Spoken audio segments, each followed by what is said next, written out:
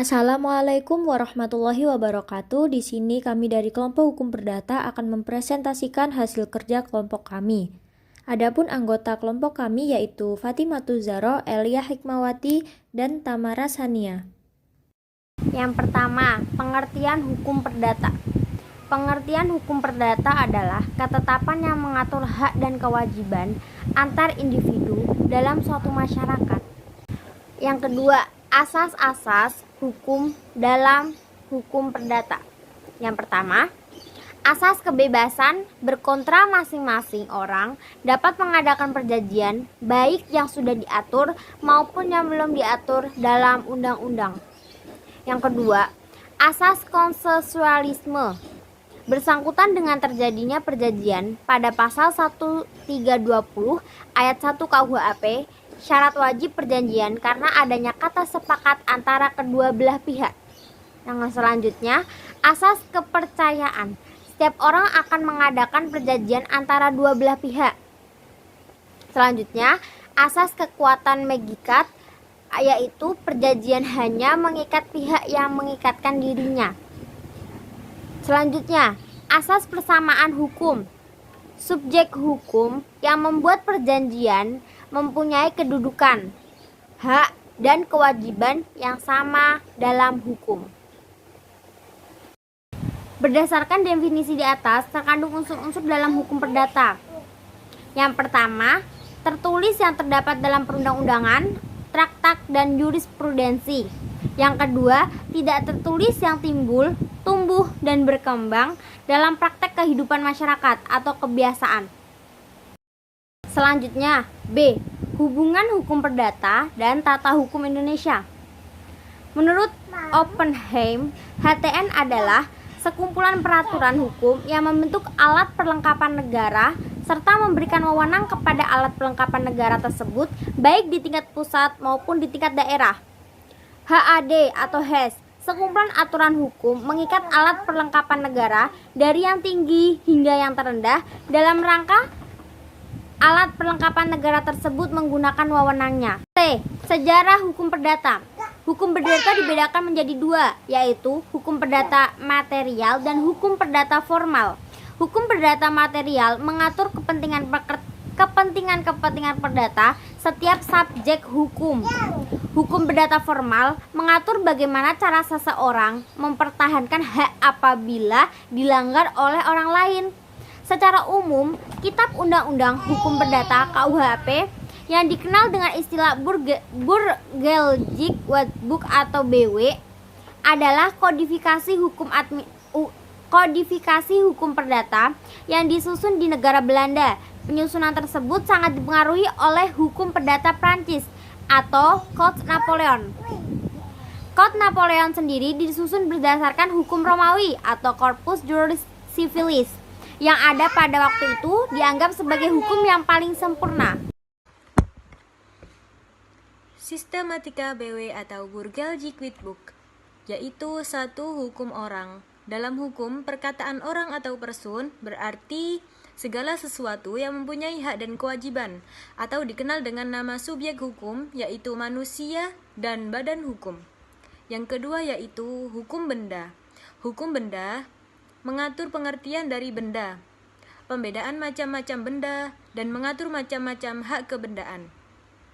Benda-benda tersebut dapat dibedakan menjadi dua, yaitu benda tetap dan benda bergerak.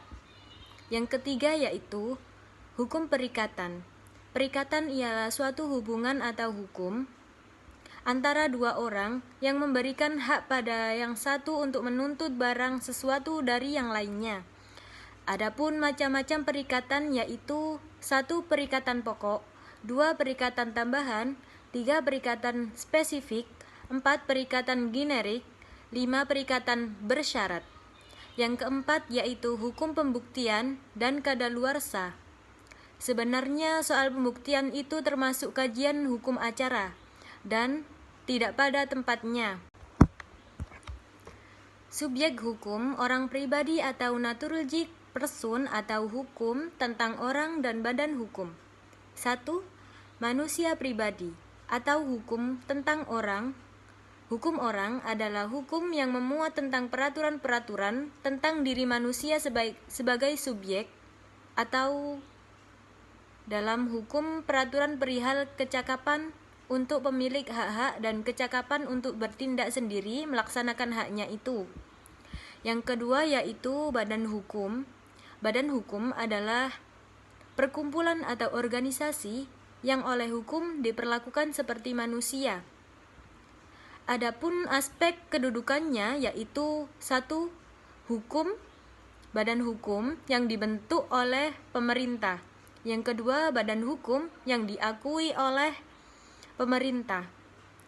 Yang ketiga yaitu badan hukum dengan tujuan tertentu seperti pemilik tujuan sosial atau seperti yayasan.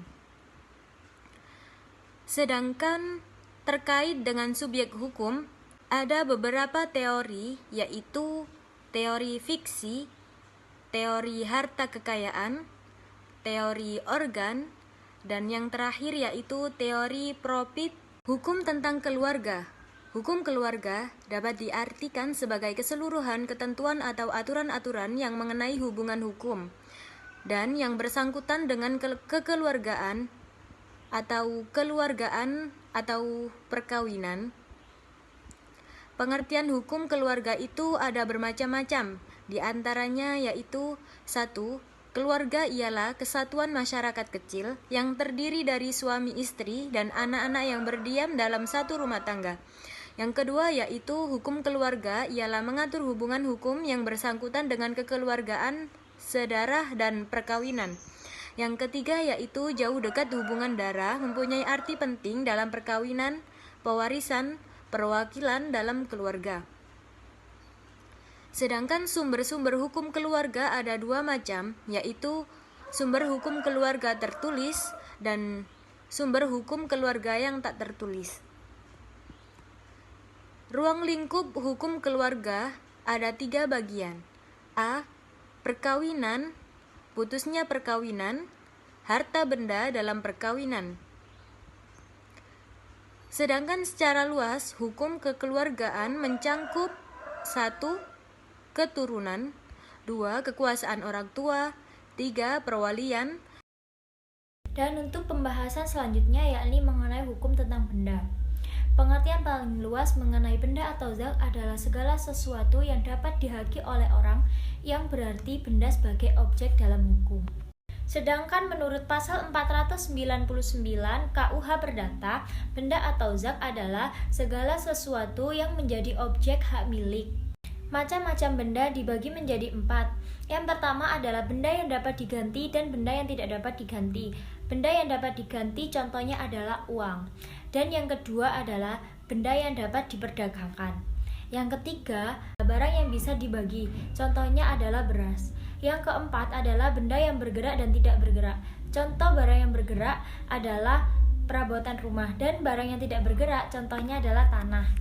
Sedangkan menurut pasal 540 KUH Perdata, tiap-tiap kebendaan adalah benda bergerak dan tidak bergerak. Selanjutnya adalah mengenai hukum perikatan. Menurut pasal 1313 Kitab Undang-Undang Hukum Perdata atau KUH Perdata menyatakan suatu persetujuan adalah di mana satu orang atau lebih mengikat dirinya terhadap satu orang lain ataupun lebih.